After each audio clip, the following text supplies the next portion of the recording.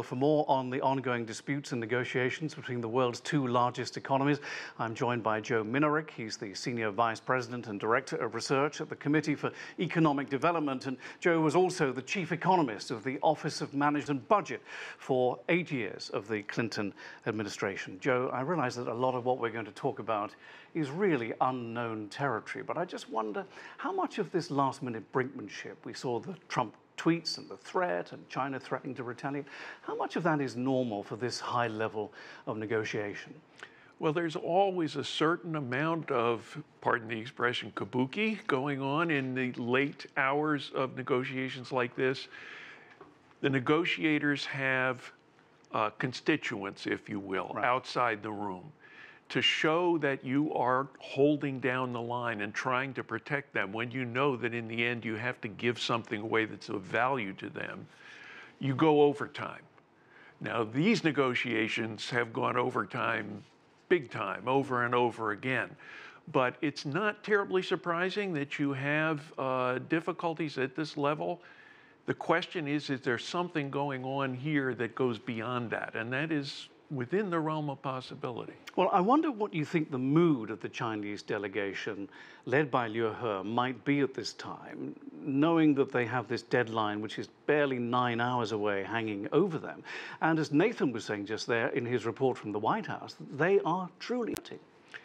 They have the difficulty that if the Washington perception is right, they have come back on points that they had previously negotiated and asked for changes.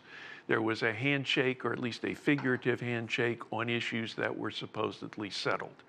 At that point, you have a very hard time going back and saying, never mind, let's go to, forget what I said, we'll go back to the original agreement. They probably, at this point, one would think, would like to get out of the room with no additional tariffs and an agreement to keep talking. Right. That would probably be a win. Are you aware whether or not the Chinese have revealed what their retaliation might be if these tariffs kick in 9 hours from now? No, I have not seen anything to this stage, and of course, because the volume of U.S. Trade, of U.S. exports to China is relatively limited, they probably come pretty far to the point where they'll be raising rates on items that have already been tariffed, but we don't really know yet. Liu He is there, Vice Premier, very, very senior Chinese politician, man who handles economic affairs for the country. How important do you think it is that he actually turned up? Because earlier in the week, we didn't think he was going to come. You certainly had the possibility that the United States, given the president's expressed satisfaction with tariffs, could have decided that he just wants more of them. That would have put these negotiations into a really difficult turn. So again, I think that what the Chinese delegation and the vice premier are probably trying to do is to get out of the room without those additional tariffs being imposed. And can I finally ask you a question which really would require a whole book to answer, and I'm giving you 30 seconds only to do it, and that is that people are saying that Donald Trump doesn't really want a deal, that this is playing very well to his base at a time when the next U.S. presidential election is already starting to ramp up. Do you think that's possible?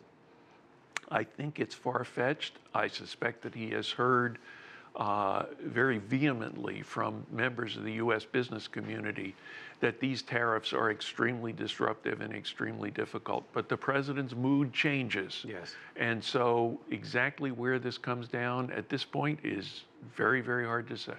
Well, thank you very much for tackling that very difficult subject, Joe. Thanks very much indeed. Thank you. Thank you, Joe.